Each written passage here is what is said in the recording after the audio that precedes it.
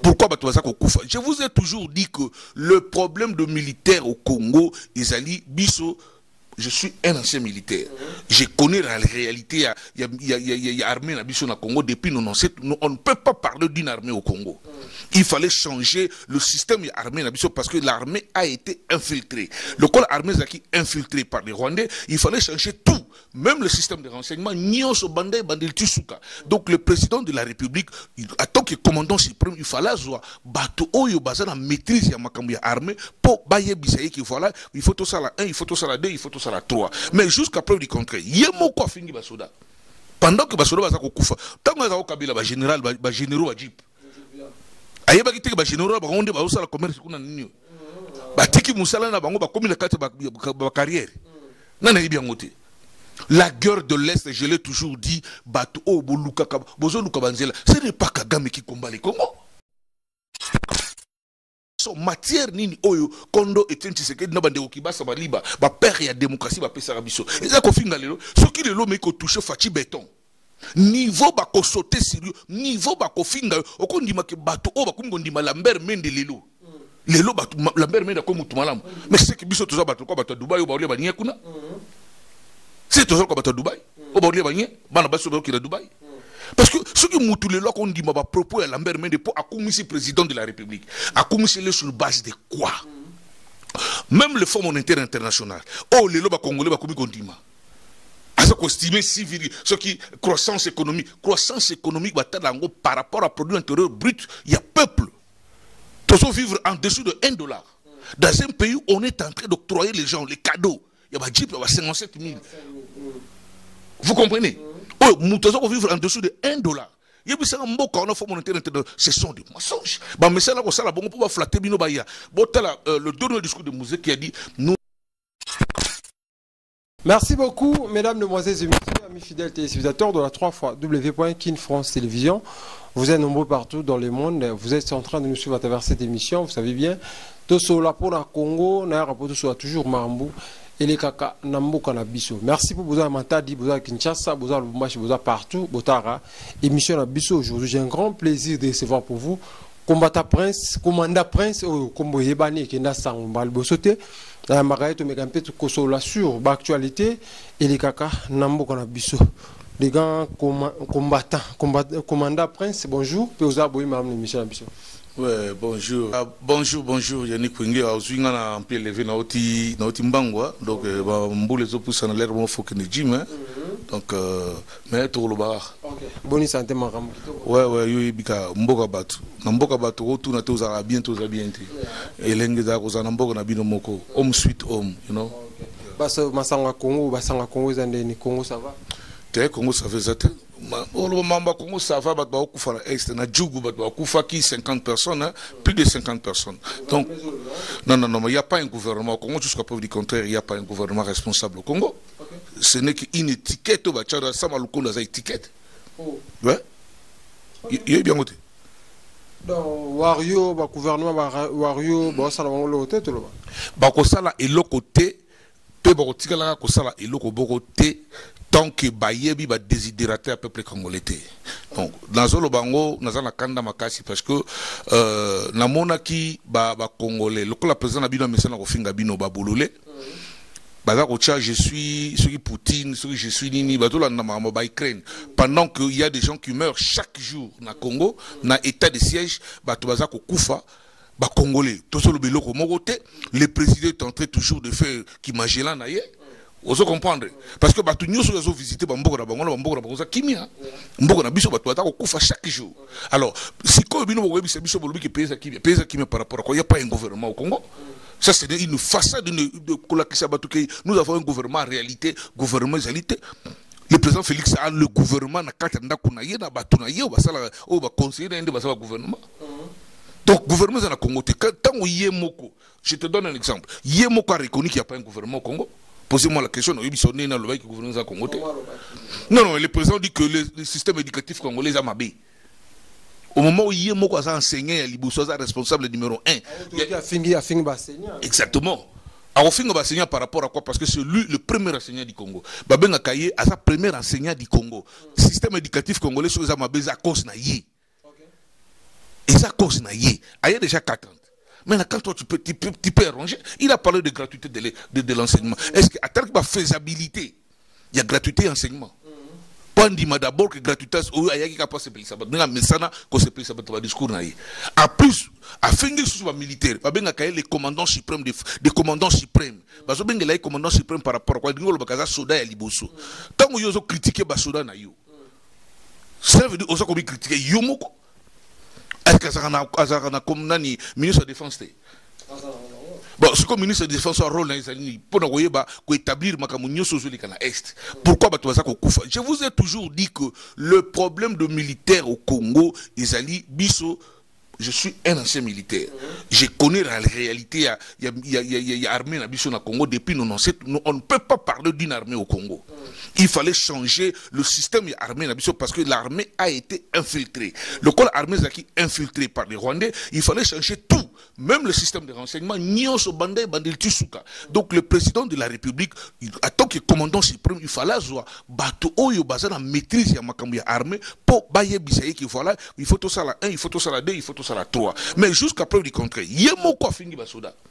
Pendant que Basoda va s'accouper, tant que Basoda Kabila va général, va généraux à Jeep. Aïe ba kiteke ba général ba onde ba osala commerce kuna nini. Ba tiki musala na bango ba komi la carte ba carrière. Nana yi bien ngote. La guerre de l'Est, je l'ai toujours dit, Bato Boluka Bozo Luka Banzela, ce n'est pas Kagame qui combat les Congo. Aujourd'hui, je vous informe que Kagame est Congo à Congo. Oh oui, Bangote. Livre Zoyet. Perron, tu le moment, journaliste, mais le commis pas problème. Tu vas Maramouana, Kozong qui s'est président de la République Anzela, et le commis Balukisaye, Bassala. Nous ne sommes pas dans un état de droit. Et oui.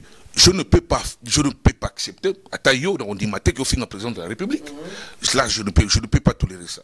Quand on dit Mamouta est le président de la République, c'est moi encore un Congolais. Tolérer le président de la République à finir non, écoutez, il faut tout le monde dire tout ça là. Ah, pour nous salir ça, tu vas comprendre. Hein? Yonik Wengi, Moussa lo sala kazali, pour tu vas comprendre.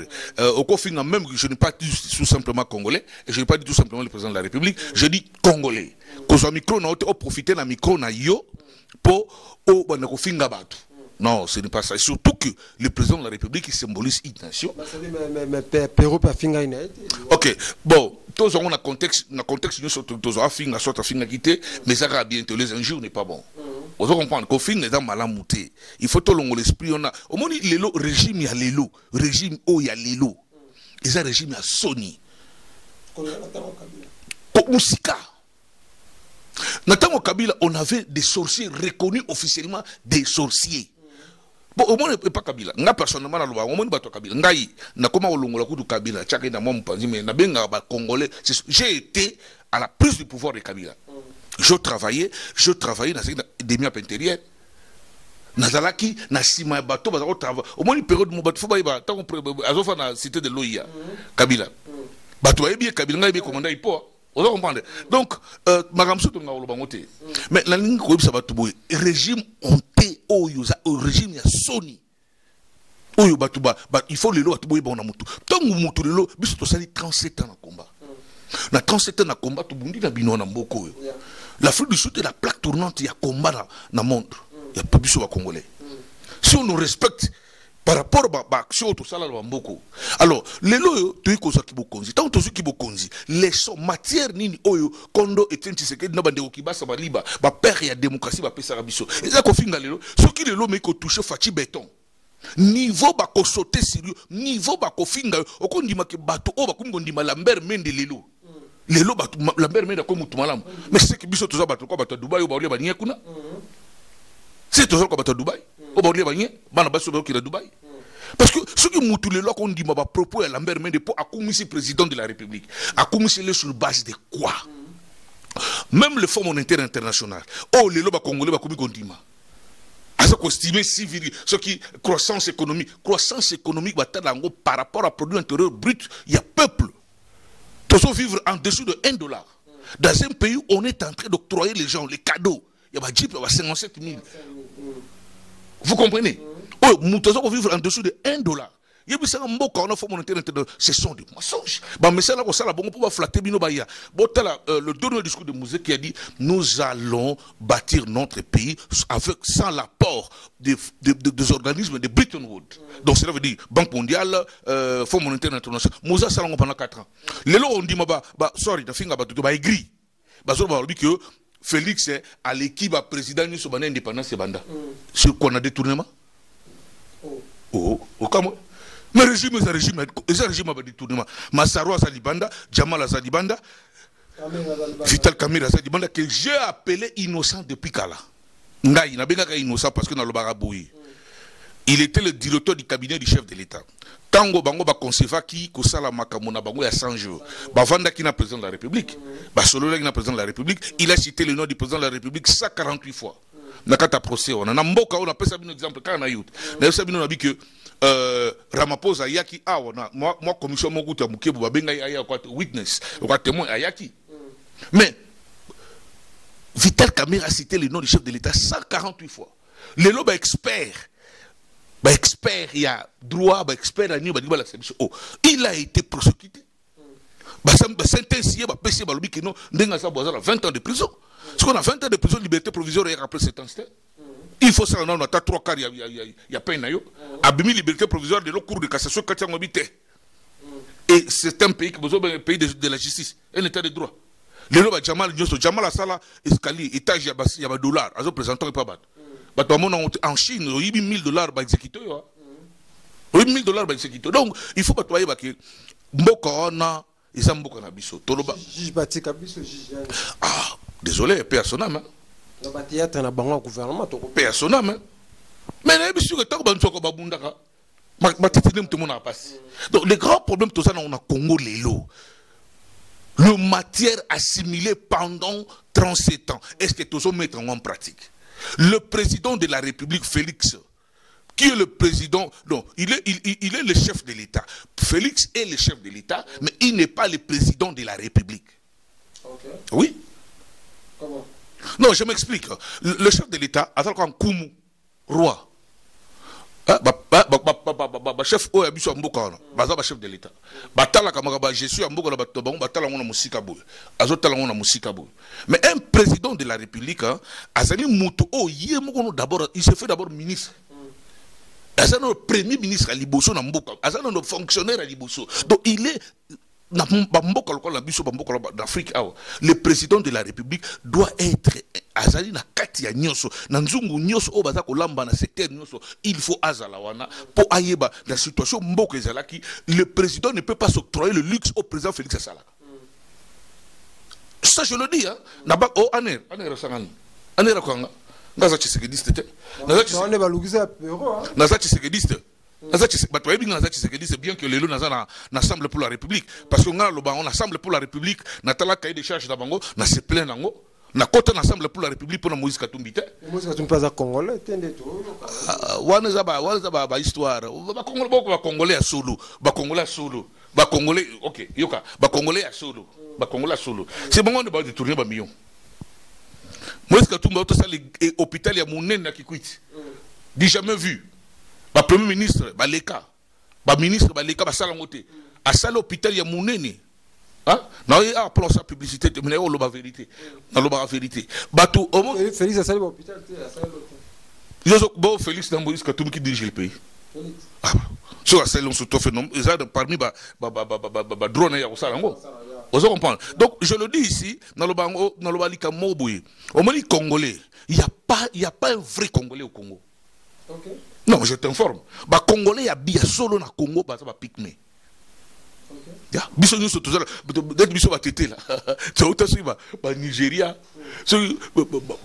n'y a pas un vrai Congolais au Congo. Il n'y a pas un vrai Congolais. Laissez-moi te dire une chose. Biloko nationalité au groupe dans l'Assemblée nationale qu'on les appelle des députés, ce ne sont pas des députés, n'a voté avant. Comment on fait une motion de procédure. Vous comprenez? Mon frère, dans le 21e siècle. Prince conseil Betami, combattant combat ici pour la musique et comme car pasteur n'a pas politicien. Non mais écoutez, où est Rasson Ayaki répond au Beta musique naé, Aza père de famille. il faut les sabana naïe. Asandé Moro, le président Félix Assamoussa naïe. Asandé Moro, le ministre Bassamoussa Nabango. Il y a eu un temps où Makamona et Yaki. Ah, on a aussi l'interpellation. Je fais l'interpellation par l'Excel Kamboko. C'est les forêts Leka. Il y a eu ça pour Ketchu. Il y a eu ça pour combattre Iso. Il y a eu ça pour Tunion, à Bruxelles. Parce qu'on est battu à Bruxelles. En Belgique. Il y a eu ça pour Ngoboye. Boketchu, Ngaï li passa, Ndekoda li passa. Na pas son message. Bokende libo soto talasi. Ba wera. Ba Kofi Olomide. Ba musicien parce que ba musicien congolais té mingi na ba nga bangote na yebi nga za mutavie beaucoup vous comprenez via Kufa peut-être na via Rambo vous comprenez na ba mukuru na ba wira ba tonga na ba bo muso na simana ma bangote mais ba ça ba musicien bien message doit passer ça comme combattant en Afrique du Sud botika ba musicien ba sala musala na bango ba ça ba père de famille ils ont beaucoup souffert pendant période de combat sur 10 ans ce combat to bundia culture nabiso il faut mata likolo et kende likolo par rapport à bango bazo représenter biso na linga na la concert on a boye ko ça na concert on a passé dans un mutaba concerté mais na ngana ko pesa message mais sauf que na moni na Cape Town ba pesa message kuna j'étais très content biso pe na jobu peut faire to pesa message heureusement wingel ko ça la journaliste mo rapide on doit comprendre to linga to pesa ngote avant concert mais to pesa ngo lelo pona ko sabino que commandant Iso, commandant Buketchu, boti kaba musicien basala musala na bango. Bato auto espéraki, bako changer Congo, bako ya na bouyi, bangona bazako iba mbongo l'État. Bazako détourner ba millions na ba millions. To s'occuper na bango, boti kaba musicien bazaba père de famille basala musala. Buketchu rolandangai. Ndeko, osala musala na yo, ozali patriote. Ngala benga koza patriote. Quel que soit le modèle, la kofinga, utiliser la kofinga, mais n'a pas toujours conseil comme des konayo, tika ko utiliser kofinga za malamuté. Vous devez comprendre, makambolo baka za nanzela à 100%. Makambolo baka, yo nande konayo iso, makambolo baka eza nanzela à 100%. Mutako longona likolote aya wa pas ce conseil. Botika ba musicien basala musala na bango, mais bazui pe bayokit, bayoki. Pendant plusieurs années, ba pekisi bango kena poto, baza bato bayoki. Jusqu'où? Alors, en Afrique du Sud, les musiciens congolais sont free. Boya. Nazo ben net matoi. Matoi nazo ko ben na bana oyo bozali a na kata Afrique du Sud obonya ko déranger bato. Bozo ke ko bunda ba bitumba na bino, boye bango to na mboka oyo. Ya nga bisa bango. Net nga na banga na bango te. Bokoma ko bomana Kongola bande ko Kongola bakoma ko bomana kati muto so dizangai muto kingani mete so ya bana mo babenga ba kombo biso bana bandal biso bana matonge biso bana so ya Al-Qaïda biso bana boy non toza ba congolais biso tozo bundana awa poto tika makambo na Congo basi batiki ba makambo wana botika ko déranger ka ba musicien so ba ye awa boye ko kata na bambeli boye ko saba yango ba zo sota na Valère Mogote kalata to benga réunion munene oye ko sangisa batu nyoso bana nyoso tu bana nyoso commandant prince Mtaluba na obenga bana nyoso tu bokoya to ko vendre sika moko to sokola maboko totala makambo to ke liboso o continue ko sala bêtise wana c'est ça luka to s'en chercher ni na mboka oyo na yeba ina ba gangster ya nene na mboka miyibi ya makasi oyo bokoka kututé bino ba na mbeli me to minduki alors pendant ko suki ça nazo benga na bandeko o nyoso tu o baza éparpillé dans le monde entier botika ba musicien kimia basala musala na bango merci beaucoup. Merci beaucoup, mesdames. C'était un grand plaisir de recevoir pour vous les commandants Prince, un combattant vivant ici en Afrique du Sud, précisément à Johannesburg. Nous sommes arrivés à la fin de cette émission. D'ici là, portez-vous bien avec l'espoir de vous retrouver au prochain numéro. Ciao.